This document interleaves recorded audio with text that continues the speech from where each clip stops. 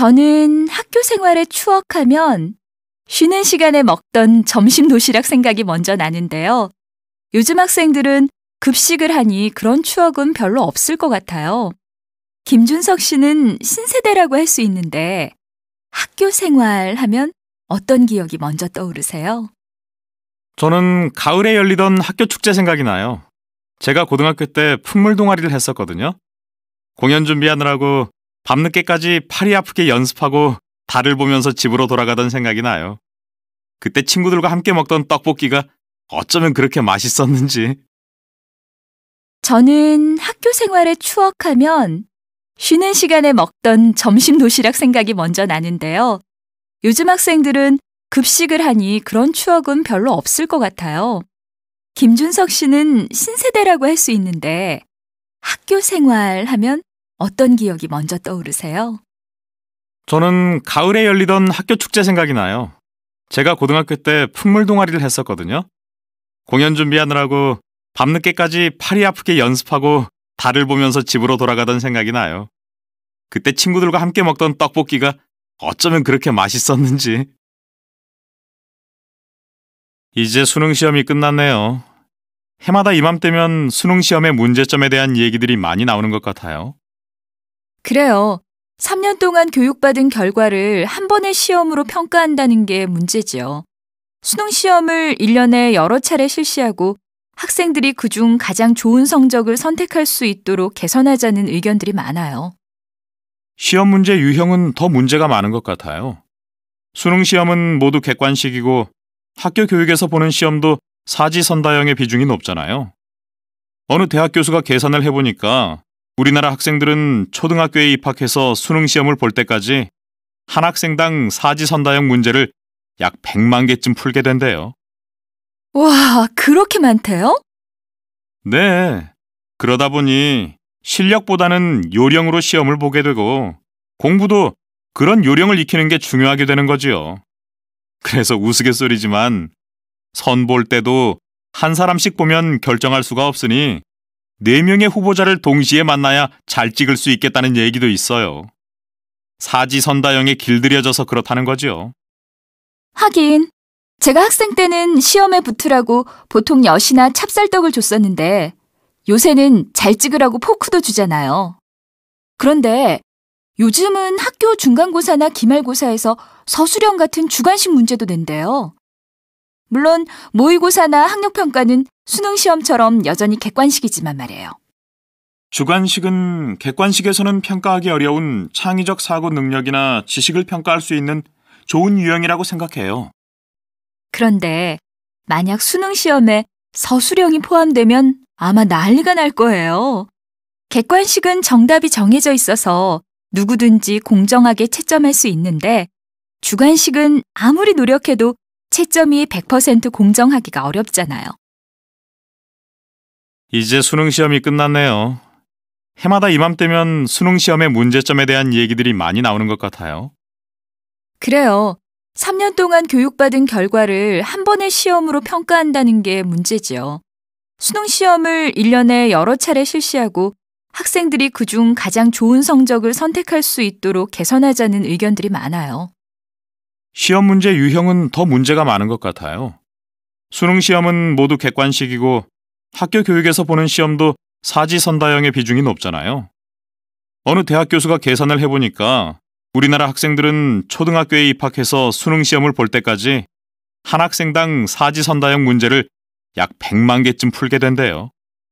와, 그렇게 많대요? 네. 그러다 보니 실력보다는 요령으로 시험을 보게 되고 공부도 그런 요령을 익히는 게 중요하게 되는 거지요. 그래서 우스갯소리지만 선 볼 때도 한 사람씩 보면 결정할 수가 없으니 4명의 후보자를 동시에 만나야 잘 찍을 수 있겠다는 얘기도 있어요. 사지선다형에 길들여져서 그렇다는 거죠. 하긴 제가 학생 때는 시험에 붙으라고 보통 엿이나 찹쌀떡을 줬었는데 요새는 잘 찍으라고 포크도 주잖아요. 그런데 요즘은 학교 중간고사나 기말고사에서 서술형 같은 주관식 문제도 낸대요. 물론 모의고사나 학력평가는 수능시험처럼 여전히 객관식이지만 말이에요. 주관식은 객관식에서는 평가하기 어려운 창의적 사고 능력이나 지식을 평가할 수 있는 좋은 유형이라고 생각해요. 그런데 만약 수능 시험에 서술형이 포함되면 아마 난리가 날 거예요.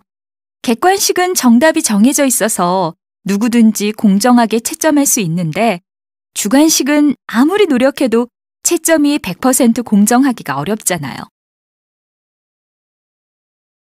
이번 조사에서 70.9%의 국민들은 대학을 반드시 다닐 필요는 없다고 응답했습니다. 그런데 내 자식에 대해서 물으면 결과는 달라졌습니다. 전체 응답자의 57.8%가 내 자식은 대학을 졸업해야 한다고 답했습니다.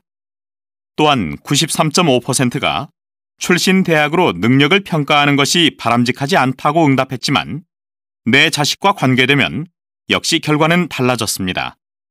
응답자 중 71.7%는 내 자식은 좋은 대학에 입학하기 바란다고 응답했습니다. 이번 조사에서 70.9%의 국민들은 대학을 반드시 다닐 필요는 없다고 응답했습니다. 그런데 내 자식에 대해서 물으면 결과는 달라졌습니다. 전체 응답자의 57.8%가 내 자식은 대학을 졸업해야 한다고 답했습니다. 또한 93.5%가 출신 대학으로 능력을 평가하는 것이 바람직하지 않다고 응답했지만 내 자식과 관계되면 역시 결과는 달라졌습니다. 응답자 중 71.7%는 내 자식은 좋은 대학에 입학하기 바란다고 응답했습니다. 사람들이 한석봉의 어머니나 맹자의 어머니를 현명한 어머니의 모델이라고 하는데 저는 생각이 좀 달라요. 한석봉 어머니는 자신이 떡을 썬 것처럼 고르게 글씨를 쓰지 못했다고 아들을 야단치는데 이런 비교는 공정하지 않지요. 왜냐하면 어머니는 이미 수십 년 동안 떡을 썰어온 사람이잖아요. 일리가 있는 말씀이에요. 저도 그렇게 생각해요. 사람들이 한석봉의 어머니나 맹자의 어머니를 현명한 어머니의 모델이라고 하는데 저는 생각이 좀 달라요. 한석봉 어머니는 자신이 떡을 썬 것처럼 고르게 글씨를 쓰지 못했다고 아들을 야단치는데 이런 비교는 공정하지 않지요. 왜냐하면 어머니는 이미 수십 년 동안 떡을 썰어온 사람이잖아요. 일리가 있는 말씀이에요. 저도 그렇게 생각해요. 대부분의 사람들이 한석봉의 어머니나 맹자의 어머니를 현명한 어머니의 모델이라고 하는데 저는 그런 생각에 동의할 수가 없어요. 한석봉 어머니는 자신이 떡을 썬 것처럼 고르게 글씨를 쓰지 못했다고 아들을 야단치는데 이런 비교는 공정하지 않지요.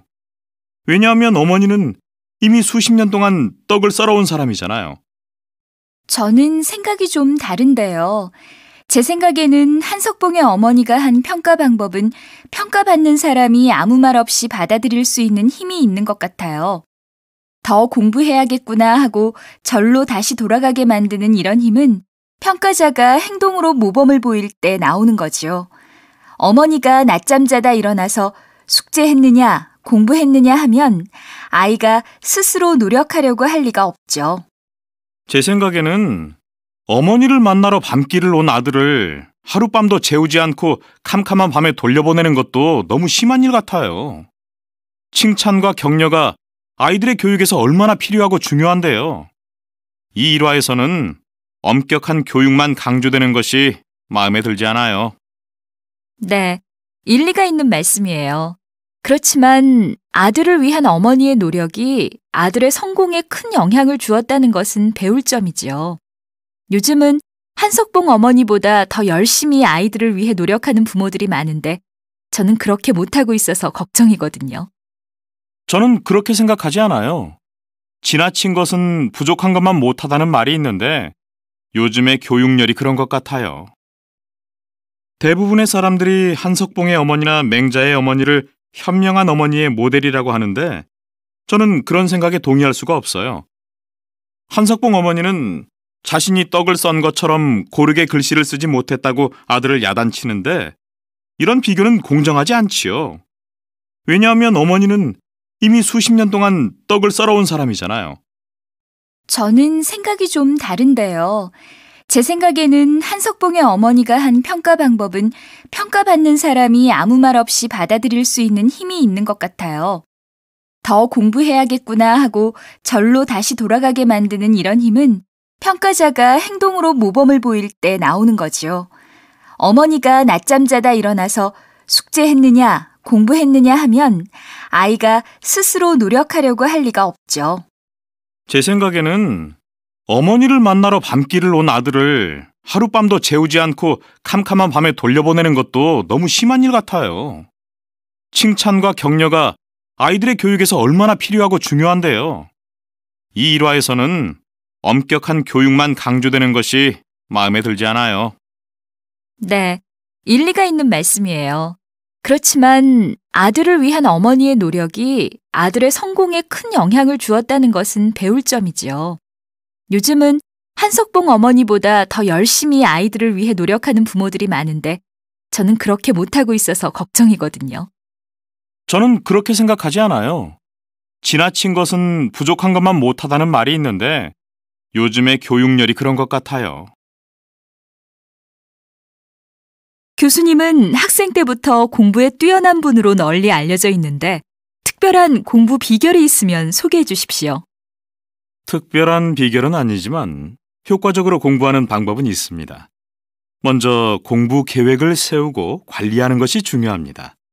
시간별로, 과목별로 어떻게 공부할 것인지 계획을 세우고 나중에 실천했는지 반드시 점검해야 합니다. 다음은 집중력을 높일 수 있어야 합니다. 집중력 있는 1시간이 산만한 10시간보다 효과적입니다. 소음, 잡념, 졸음 등 집중을 방해하는 것을 모두 없애야 합니다. 교수님은 학생 때부터 공부에 뛰어난 분으로 널리 알려져 있는데 특별한 공부 비결이 있으면 소개해 주십시오. 특별한 비결은 아니지만 효과적으로 공부하는 방법은 있습니다. 먼저 공부 계획을 세우고 관리하는 것이 중요합니다. 시간별로, 과목별로 어떻게 공부할 것인지 계획을 세우고 나중에 실천했는지 반드시 점검해야 합니다. 다음은 집중력을 높일 수 있어야 합니다. 집중력 있는 1시간이 산만한 10시간보다 효과적입니다. 소음, 잡념, 졸음 등 집중을 방해하는 것을 모두 없애야 합니다. 여러분 안녕하세요. 오늘 제가 말씀드리려고 하는 것은 한국어를 잘하는 비결에 대한 것입니다. 여러분은 한국어를 배운 지 얼마나 되었나요? 저는 1년이 다 됐습니다. 한국어 배우기가 어렵습니까? 저도 어렵습니다. 여러분은 지금 실력에 만족하십니까? 저는 아직 만족 못합니다. 그럼 어떻게 하면 한국어 실력을 기를 수 있을까요? 저는 다음과 같이 3가지 방법을 제안하고자 합니다. 첫째, 무조건 암기하고 반복하십시오. 다른 과목을 공부할 때는 암기식 공부가 바람직하지 않을 수도 있지만 저는 외국어 공부에서는 암기가 아주 중요하다고 생각합니다. 수업 시간에 배운 단어와 문장을 무조건 암기하고 한국 사람에게 실제 사용해 보세요. 이것이 어려우면 혼자 중얼거리면서 반복하셔도 됩니다. 둘째, 여러분 옆에 있는 한국어 선생님과 친구들을 적극 활용하십시오. 말이 틀려도 하나도 창피한 게 아닙니다. 연습한 대로 친구들과 이야기를 나누고 수업 시간에 더욱 적극적으로 이야기하세요. 실패한 횟수가 늘수록 여러분의 한국어 실력도 늘어날 겁니다. 셋째, 한국 사람들과 적극적으로 얘기를 나눠보십시오. 기회가 없다고요? 그것은 핑계에 불과합니다. 기회라는 것은 기다리는 것이 아니고 스스로 만드는 것입니다. 저는 기회만 있으면 한국 사람한테 말을 겁니다. 예를 들어 버스나 지하철에서도 옆자리에 앉은 사람한테 말을 겁니다. 한 가지 비결을 알려드리면 아줌마를 잡으세요. 대부분의 아줌마들은 시간적인 여유가 있어서 그런지 친절하고 아주 자세하게 말해줍니다. 물론 말이 좀 빨라서 잘 이해하지 못하는 부분도 있습니다만 대부분의 경우 어머니 같은 심정으로 따뜻하게 받아줍니다. 한국말 배우기가 쉽지 않고 시간도 오래 걸리는 일이겠지만 저와 같이 열심히 재미있게 공부합시다. 나는 이렇게 하니까 도움이 되더라 하는 여러분만의 비결이 있으면 가르쳐 주십시오. 제 발표를 끝까지 들어주셔서 감사합니다. 여러분 안녕하세요. 오늘 제가 말씀드리려고 하는 것은 한국어를 잘하는 비결에 대한 것입니다. 여러분은 한국어를 배운 지 얼마나 되었나요? 저는 1년이 다 됐습니다. 한국어 배우기가 어렵습니까? 저도 어렵습니다. 여러분은 지금 실력에 만족하십니까? 저는 아직 만족 못합니다. 그럼 어떻게 하면 한국어 실력을 기를 수 있을까요? 저는 다음과 같이 3가지 방법을 제안하고자 합니다. 첫째, 무조건 암기하고 반복하십시오. 다른 과목을 공부할 때는 암기식 공부가 바람직하지 않을 수도 있지만 저는 외국어 공부에서는 암기가 아주 중요하다고 생각합니다. 수업 시간에 배운 단어와 문장을 무조건 암기하고 한국 사람에게 실제 사용해 보세요. 이것이 어려우면 혼자 중얼거리면서 반복하셔도 됩니다. 둘째, 여러분 옆에 있는 한국어 선생님과 친구들을 적극 활용하십시오. 말이 틀려도 하나도 창피한 게 아닙니다. 연습한 대로 친구들과 이야기를 나누고 수업 시간에 더욱 적극적으로 이야기하세요. 실패한 횟수가 늘수록 여러분의 한국어 실력도 늘어날 겁니다. 셋째, 한국 사람들과 적극적으로 얘기를 나눠보십시오. 기회가 없다고요? 그것은 핑계에 불과합니다. 기회라는 것은 기다리는 것이 아니고 스스로 만드는 것입니다. 저는 기회만 있으면 한국 사람한테 말을 겁니다. 예를 들어 버스나 지하철에서도 옆자리에 앉은 사람한테 말을 겁니다. 한 가지 비결을 알려드리면 아줌마를 잡으세요. 대부분의 아줌마들은 시간적인 여유가 있어서 그런지 친절하고 아주 자세하게 말해줍니다. 물론 말이 좀 빨라서 잘 이해하지 못하는 부분도 있습니다만 대부분의 경우 어머니 같은 심정으로 따뜻하게 받아줍니다. 한국말 배우기가 쉽지 않고 시간도 오래 걸리는 일이겠지만 저와 같이 열심히 재미있게 공부합시다. 나는 이렇게 하니까 도움이 되더라 하는 여러분만의 비결이 있으면 가르쳐 주십시오. 제 발표를 끝까지 들어주셔서 감사합니다.